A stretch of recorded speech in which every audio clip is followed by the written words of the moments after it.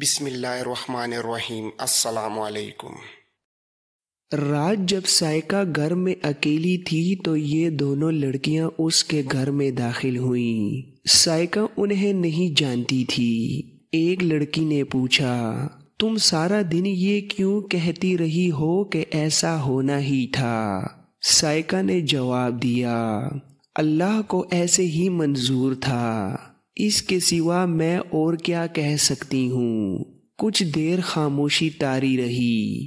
آخر دوسری لڑکی نے کہا، اگر اس سے تمہارا مطلب کچھ اور ہے تو صاف بتا دو، ہو سکتا ہے کہ ہم کچھ مدد کر سکیں۔ سائقہ نے کہا، اللہ کے سوا میری کوئی مدد نہیں کر سکتا۔ میرے والد محترم نے کوئی اخلاقی جرم نہیں کیا، انہوں نے امیر موصل کو کوئی کھری بات کہہ دی ہوگی، وہ ہمیشہ حق بات کہا کرتے ہیں، اسی لیے میں کہتی ہوں کہ ایسا ہونا ہی تھا، کیونکہ وہ خوشامد کرنے والے انسان نہیں۔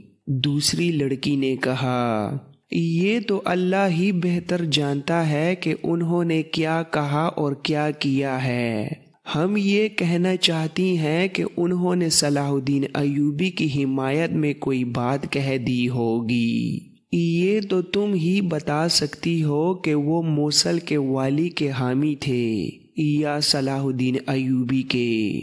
سائقہ نے مسکرا کر کہا، تم جسے سچا سمجھتی ہو وہ اسی کے حامی تھے، تم کس کی حامی ہو؟ دونوں لڑکیوں نے جواب دیا، صلاح الدین ایوبی کی۔ سائقہ نے جواب دیا، وہ بھی ایوبی کے حامی تھے، سیف الدین کو پتہ چل گیا ہوگا۔ ایک لڑکی نے پوچھا، وہ زبانی حمایت کرتے تھے یا عملاً بھی؟ سائقہ بھڑک کر بولی، کیا تم جاسوسی کرنے آئی ہو؟ کیا موصل کا نوجوان خون بھی کفار کا حامی ہو گیا ہے؟ ایک لڑکی نے جواب دیا، ہاں ہم دونوں جاسوسی کرنے آئی ہیں اور تمہیں یہ یقین دلانے آئی ہیں کہ موصل کا نوجوان خون کفار کا حامی نہیں بلکہ کفار کے پاؤں تلے سے عرب کی زمین نکالنے کے لیے بیتاب ہے اور اس عزم پر عمل کر کے دکھانے کو ابل رہا ہے۔ تم ہماری ذہانت کا اندازہ اس سے کرو کہ تمہارے ان الفاظ کو کہ ایسا ہونا ہی تھا ہمارے سوا کوئی بھی نہیں سمجھ سکا۔ ہم سمجھ گئی تھیں کہ تمہارے والد محترم سلطان ایوبی کے حامی ہوں گے اور ان کی سرگرمیوں کا علم والی موصل کو ہو گیا ہوگا۔ کچھ دیر کے تبادلہ خیال اور بحث کے بعد سائقہ کو یقین ہو گیا کہ یہ دونوں لڑکیاں اسے دھوکہ نہیں دے رہیں۔ اس نے ان سے پوچھا کہ وہ کیا کرنا چاہتی ہیں اور وہ کر کیا سکتی ہیں۔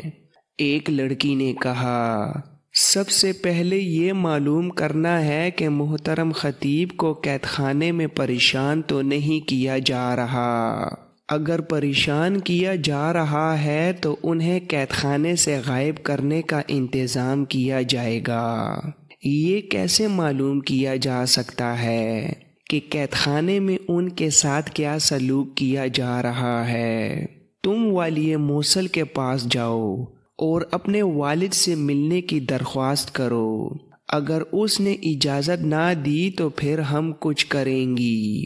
سائقہ نے کہا، میں کل صبح جاؤں گی اور یہ بھی پوچھوں گی کہ میرے باپ کا جرم کیا ہے۔ لڑکیاں جانے کے لیے اٹھیں تو خیال آ گیا کہ سائقہ گھر میں اکیلی ہے۔ انہوں نے اسے کہا کہ وہ رات اس کے ساتھ گزاریں گی، لیکن سائقہ تنہائی میں کوئی ڈر یا خطرہ محسوس نہیں کر رہی تھیں۔ لڑکیوں نے اپنے گھر والوں کو جا کر بتایا کہ وہ سائقہ کے پاس رہیں گی کیونکہ وہ اکیلی ہے، اور وہ اس کے پاس چلی آئیں۔ سردیوں کا موسم تھا، وہ کمرے میں سو گئیں۔ آدھی رات کے وقت ایک لڑکی بیت الخلاء میں جانے کے لیے باہر نکلی تو صحن سے آگے جو برآمدہ تھا وہاں اسے ایک سیاہ سایہ حرکت کرتا نظر آیا اور وہ کہیں غائب ہو گیا۔ لڑکی ڈری نہیں بلکہ وہ کمرے میں گئی اور اپنی سہیلی کو جگا کر بتایا۔ دونوں کے پاس خنجر تھے۔ خنجر ہاتھ میں لے کر وہ برآمدے میں گئیں۔ ادھر ادھر دیکھا، انہیں کچھ بھی نظر نہ آیا۔ وہ صحن میں آئیں۔ انہوں نے سائقہ کو نہیں جگایا تھا لیکن سائقہ کی آنکھ کھل گئی۔ دونوں سہیلیوں کو کمرے سے غیر حاضر دیکھ کر وہ باہر چلی گئی۔ سہیلیوں کو پکارا، وہ آئیں تو انہوں نے اسے بتایا کہ برآمدے میں ایک سایہ حرکت کر رہا تھا، کسی انسان کا معلوم ہوتا تھا۔ سائقہ نے ان سے کہا، چلو چل کر سو جاؤ، تم جب بھی باہر نکلو گی تمہیں ایک سایہ ہلتا جلتا نظر آئے گا، آگے جا کر کسی سائے کو خنجر نہ مار دینا۔ ایک لڑکی نے پوچھا، یہ سائے کیسے ہیں؟ انسان نہیں یہ؟ مگر اب دونوں لڑکیاں ڈرنے لگی تھیں۔ وہ صرف انسانوں سے نہیں ڈرتی تھیں، یہ سائے سائقہ کے کہنے کے مطابق انسانوں کے نہیں تو پھر یہ جن ہی ہو سکتے تھے۔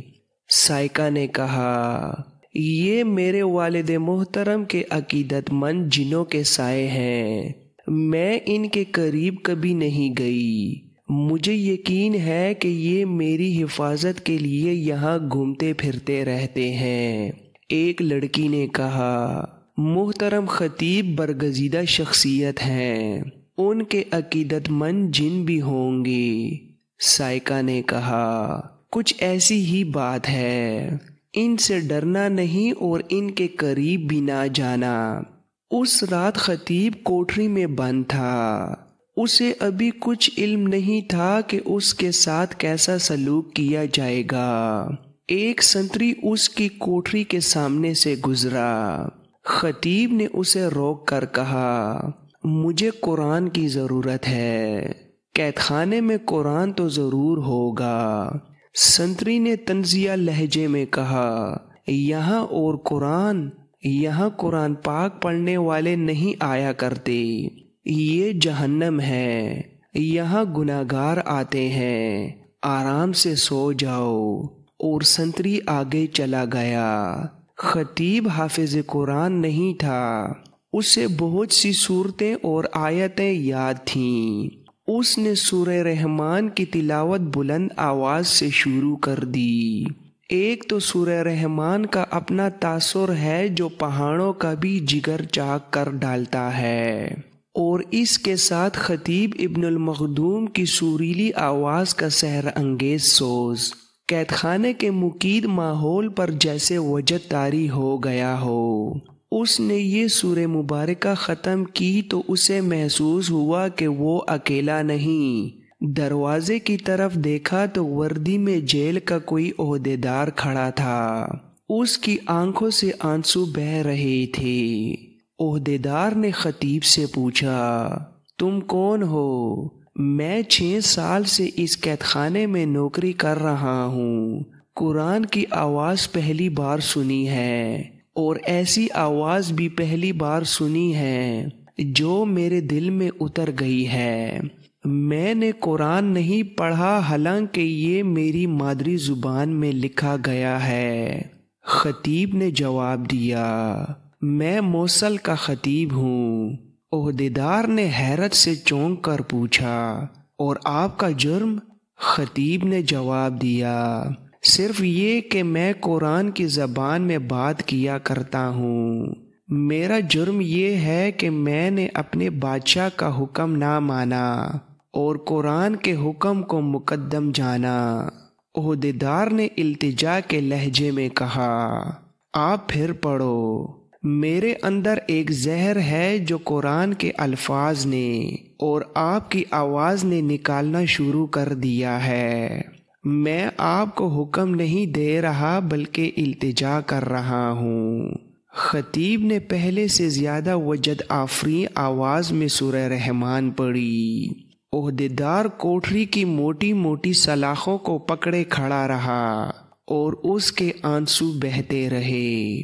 خطیب خاموش ہوا تو عہدیدار نے آنکھیں بند کر کے دھیمی آواز میں سورہ رحمان کی بعض آیات دہرانی شروع کر دیں۔ عہدیدار نے کہا، اگر آپ کی آواز میں یہ جادو ہے تو آپ کے معتقدین میں جنات بھی ہوں گے۔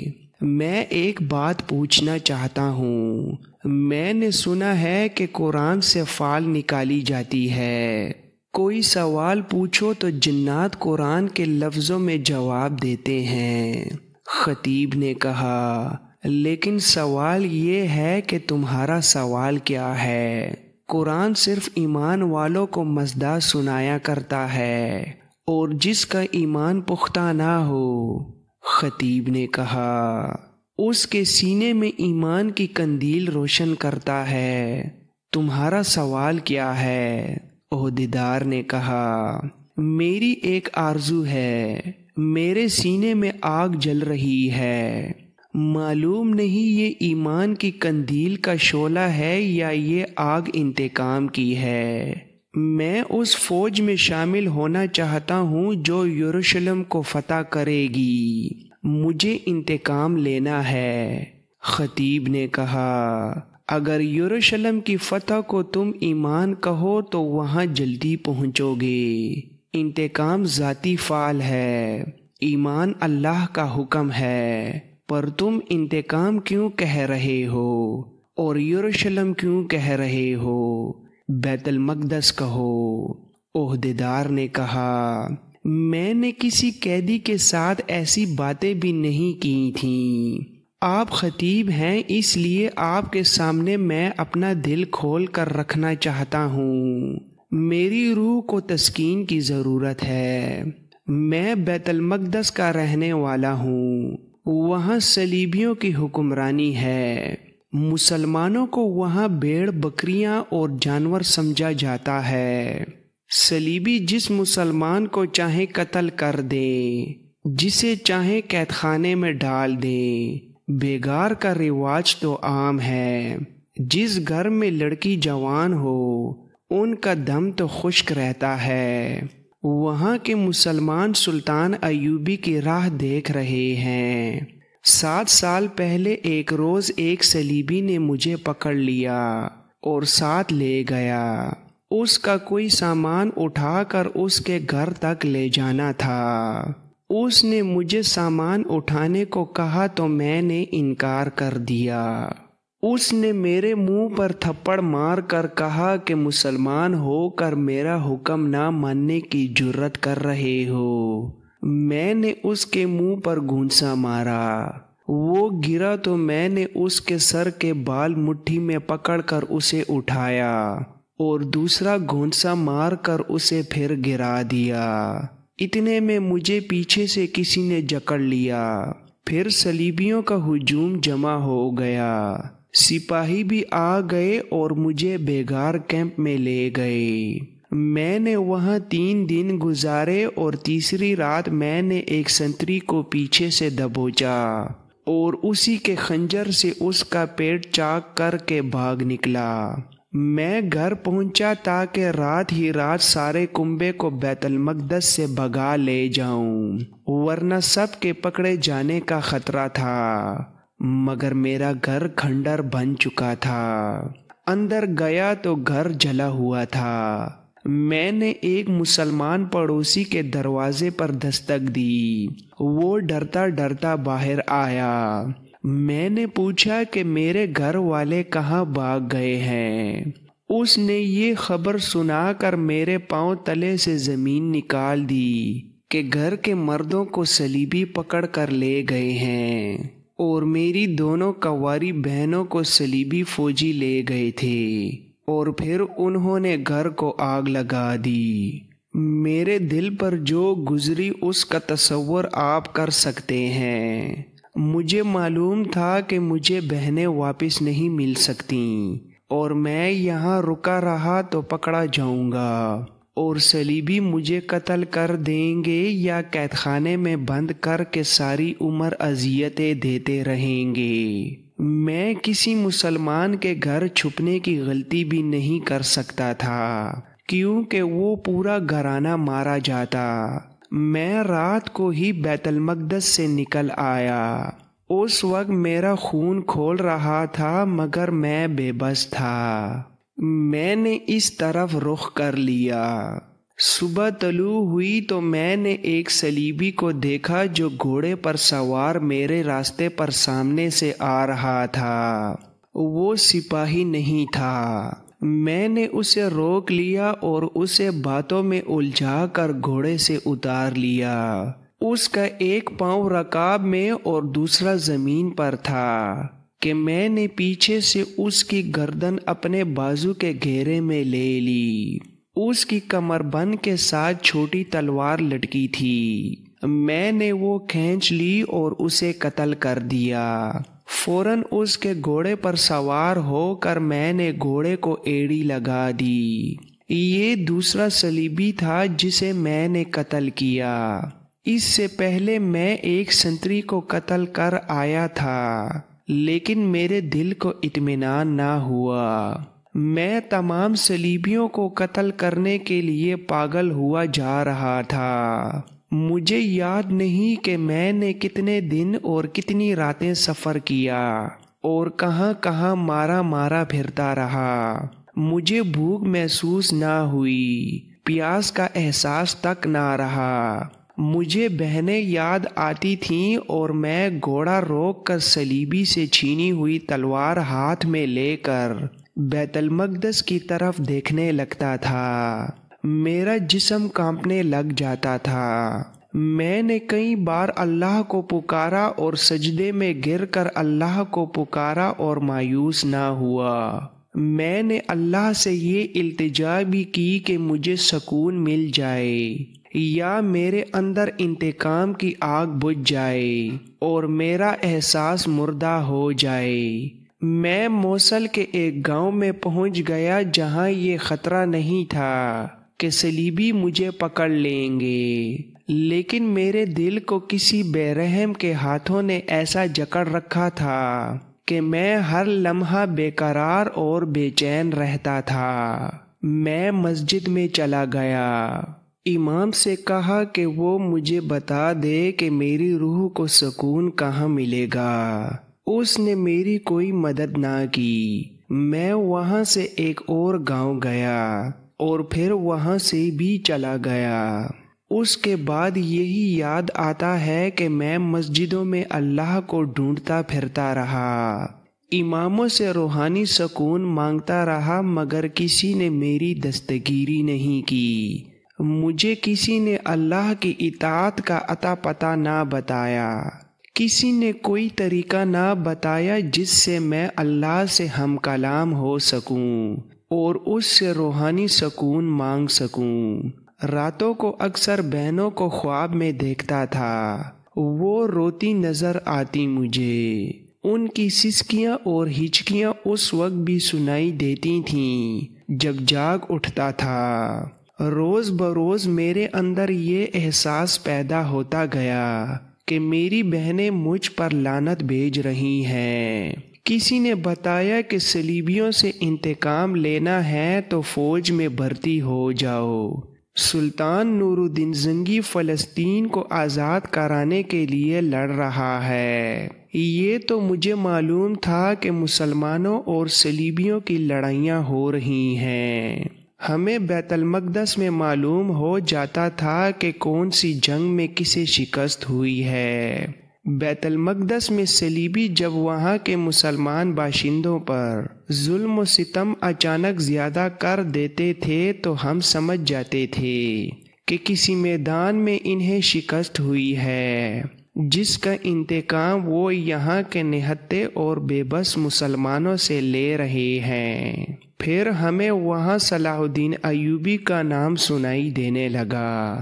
یہ نام اتنا مشہور ہوا کہ وہاں کے صلیبی باشندے اس نام سے ڈرتے تھے اور اس نام سے نفرت کرتے تھے۔ یہ بھی پتہ چلا کہ صلاح الدین ایوبی طوفان کی طرح آ رہا ہے، مگر وہ نہ آیا۔ اس کے بجائے میں یہاں سینے میں ایک گہرا زخم لے کر آ گیا۔ میں فوج میں بھرتی ہو گیا، لیکن محاذ پر بھیجنے کی بجائے مجھے اس قید خانے میں بھیج دیا گیا۔ یہاں مجھے ترقی بھی مل گئی۔ یہاں میں نے انسانوں پر ظلم ہوتے دیکھا ہے جس سے میں کانپ اٹھتا تھا۔ یہاں انسانوں کی ہڈیاں توڑی جاتی ہیں۔ بیت المقدس میں صلیبی مسلمانوں کا یہی حشر کرتے تھے۔ یہاں مسلمانوں کو مسلمانوں پر وہی ظلم کرتے دیکھا۔ مجھے بتایا گیا کہ یہاں بے گناہوں کو بھی لایا اور اذیت میں ڈالا جاتا ہے۔ ان کا گناہ وہی ہے جو آپ نے کیا ہے۔ میں سمجھ گیا ہوں کہ آپ کو یہاں لا کر کیوں بند کیا گیا ہے۔ یہ کام مجھے بھی کرنا پڑا۔ میں نے بھی انسانوں کو ایسی ایسی اذیتیں دیں جو آپ کو سناؤں تو آپ بے ہوش ہو جائیں۔ میرے ساتھی پوری طرح وحشی درندے بن گئے ہیں۔ ان میں انسانیت صرف اتنی سی رہ گئی ہے کہ وہ انسانوں کی طرح چلتے پھرتے اور باتیں کرتے ہیں۔ میں ان سے اس لحاظ سے مختلف ہوں کہ میں چوری چھپے قیدیوں کے ساتھ ہمدردی کی 2-4 باتیں کر لیتا ہوں۔ ان سے پوچھتا ہوں کہ ان کا جرم کیا ہے، مگر ہمدردی کے اس جذبے نے میری روح سے بوجھ اتارنے کی بجائے نہ جانے کیسا بوجھ ڈال دیا ہے۔ مجھے سکون نہیں ملتا، مجھے خدا نظر نہیں آتا، میری آنکھوں کے سامنے سے میری بہنیں ہٹتی نہیں۔ میں پھر یہی محسوس کرتا ہوں کہ جب تک صلیبیوں سے انتقام نہیں لوں گا تو میں اسی طرح بے چین رہوں گا۔